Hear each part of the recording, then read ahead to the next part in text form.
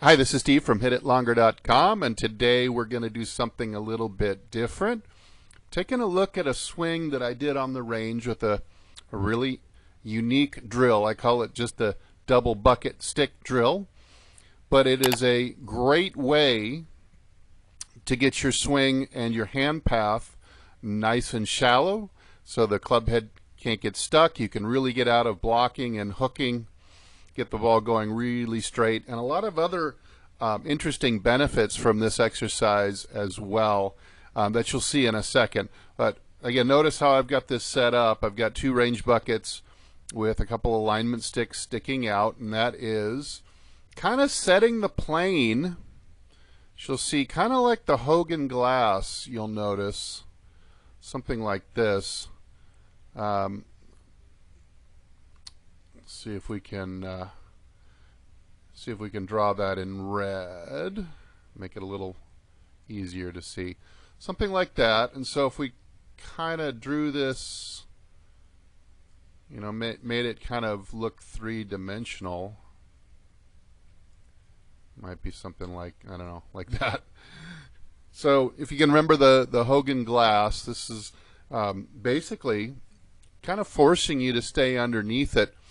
And for a lot of you out there, probably my most common lesson that I teach is to students who stand up, kind of lose the posture, their butts kind of pushed forward towards the ball, the shaft gets kind of tall, and the handle path gets really vertical.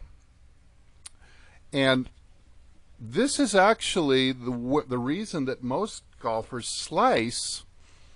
Of course, the direct reason is that the face is open to the path and probably open to the target in the case of a ball that slices off to the right.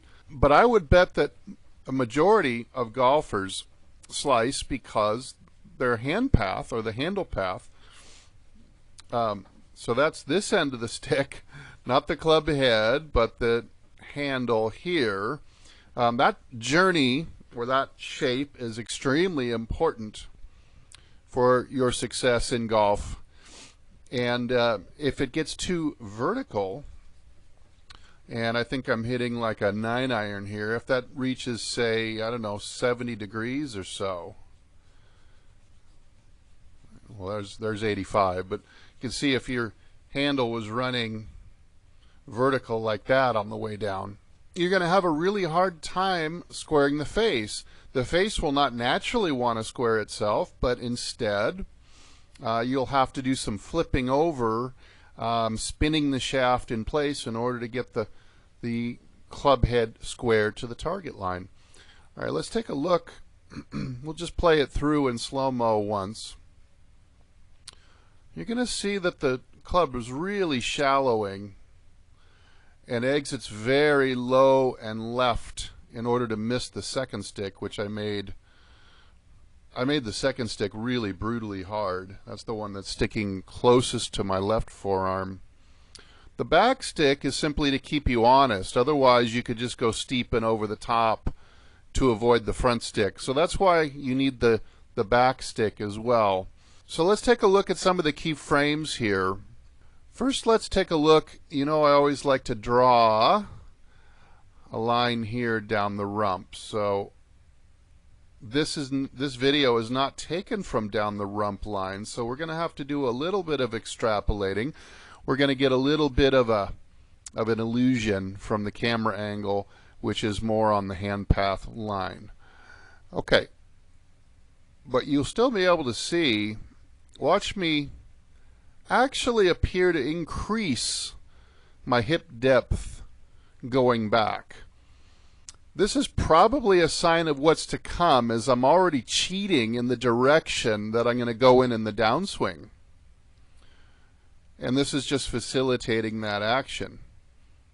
Now watch, I bet my butt gets further behind that line. Let's see, that just kind of maintains, doesn't it? But certainly I keep my hip depth, which appears to be about a 1-inch at least increase. There you go. About a 1-inch increase in butt depth You can see my tail sticking out beyond the wall just slightly there. Now, what's the difference? Well, when a golfer is going to get early extension, and generally when they early extend, the hand path is not allowed to exit on its arc correctly.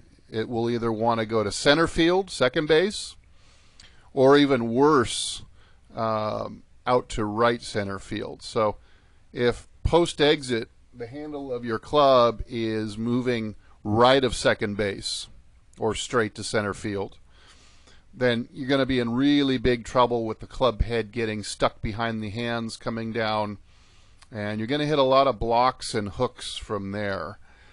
So what's interesting about this double stick and bucket drill is how it so effectively keeps the rump back. Didn't even need a chair for this one. The only way that I can get this club underneath the sticks is to keep the rump back. So if I were to stand up and push the pelvis forward, the shaft would get taller, the handle path would get more vertical and out to right field more, and I simply wouldn't have any room. Let me show you the exit here. If I was to have stood up, this gap right here between my front thigh and this front stick would absolutely disappear. There'd be just no room for my arms to get through it. So the handle will have to kind of be thrust out off the arc into center field or right center field. And this goes back to the water ski boat analogy, the round the boat trick that you may have seen the video in some of my others. You might have seen that little clip. That really shows you how the club head gets kicked out and around and accelerated by the path of the hands. You see it here as the handle works left before impact quite abruptly. See the hands working, the handle working into left field. That club head gets kicked around to square up. And so watch the behavior of this club face. First of all, you can see how square that is 6 inches from impact. Pretty amazing view right there. I don't have to do anything with this club face right now to keep it from going right. This is not what the club looks like with someone who's early extending. The club face will not be tracking this straight down the target line yet. It'll be much more open and probably higher off the ground.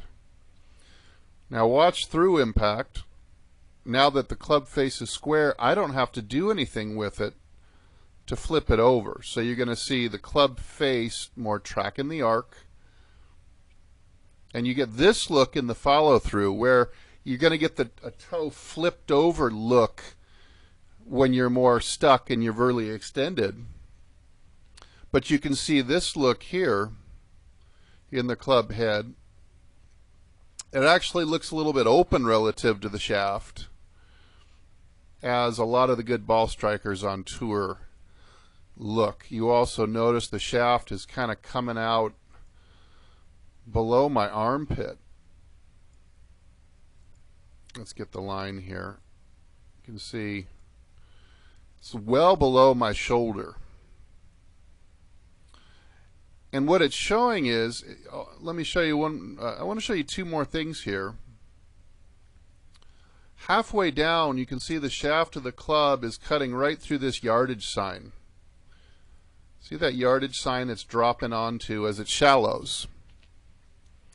Now as I go through, you're also going to see that club shaft perfectly matching up just about with that yardage sign again. So it's the same coming and going. Now that's something that you don't tend to see when someone stands up and pushes their pelvis into the ball.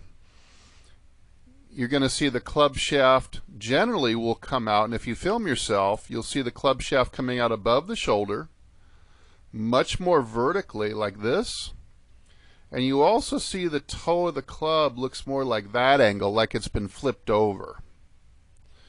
So if you film yourself from this angle and that's what your exit looks like, then this drill is going to be a real lifesaver for you. Okay, I wanted to point out one more thing before I go here. And that is, let's go back to near impact again. Again, you see the amazing amount of hip flexion, the butt back hip flexion, and that is forcing the club to be shallower. The more I'm bent over, the more the club has to stay shallow, or else I would just simply bury it in the ground behind the ball. But watch at impact, that frame right before impact, right here. This is really telling because you can see how shallow